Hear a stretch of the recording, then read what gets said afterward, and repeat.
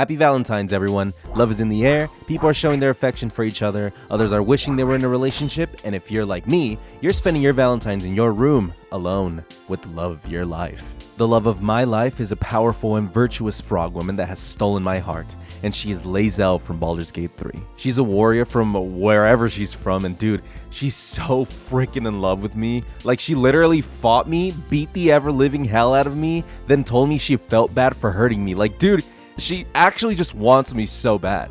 But even after being in this amazing relationship, I have a confession to make. I'm in love with another woman. And her name is Blonde Blazer from Dispatch. I'm also in love with Mary Linton from Red Dead Redemption 2, and also the Dreadhead from Season 4 of the Walking Dead video game, and also Chloe from Life is Strange, and Monica from DDLC, and Nikki from Unipop, and I don't care if she's lame yen, I need her. This video is about romance in video games, which I hope you gathered from the title. Romance in video games is a treat. I love seeing fictional characters that like each other or that like you as a player, whether it's a side quest for players to understand the main character more, or just a simple and straightforward immersion into the world-building experience.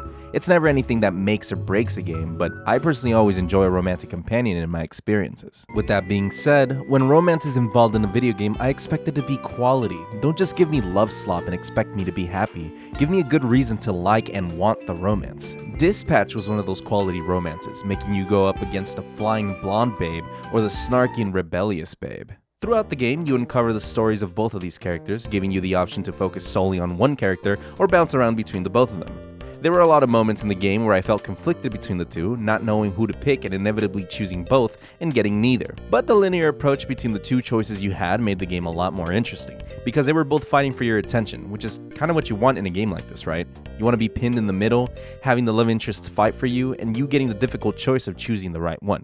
But being limited to two is lame. What about an entire cast of attractive people that want you?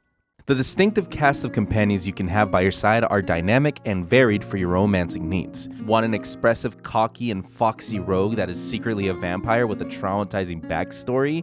You got it. Want a fiery demon with the strength of a bull and a backstory of a romantic incapability due to her skin being literally too hot to touch? All for you to enjoy. Want a wizard that threatens the existence of the entire world and misinterprets your kindness for sexual affection?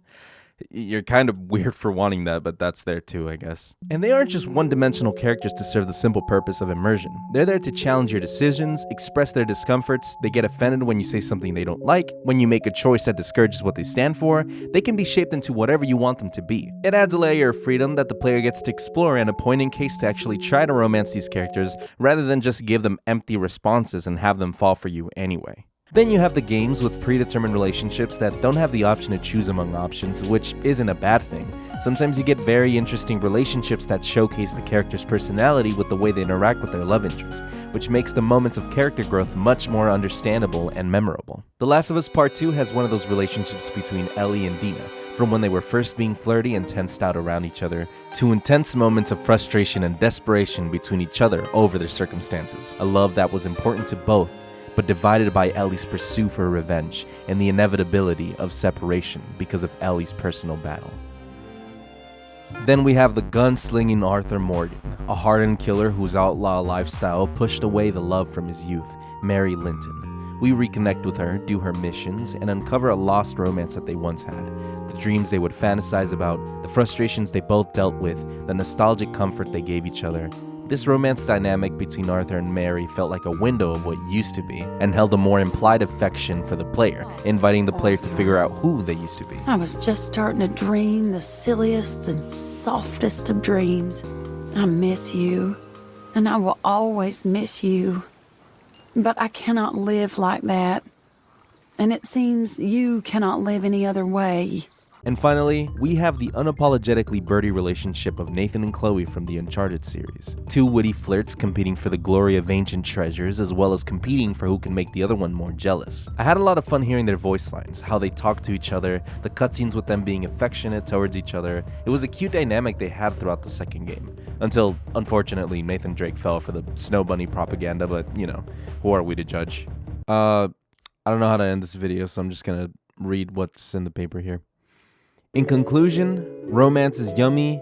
I want to put a bulge in Lae'zel's tummy, and we're going to our honey. The moon is the limit and I am ready to blow. I have been Milli, and thank you for watching.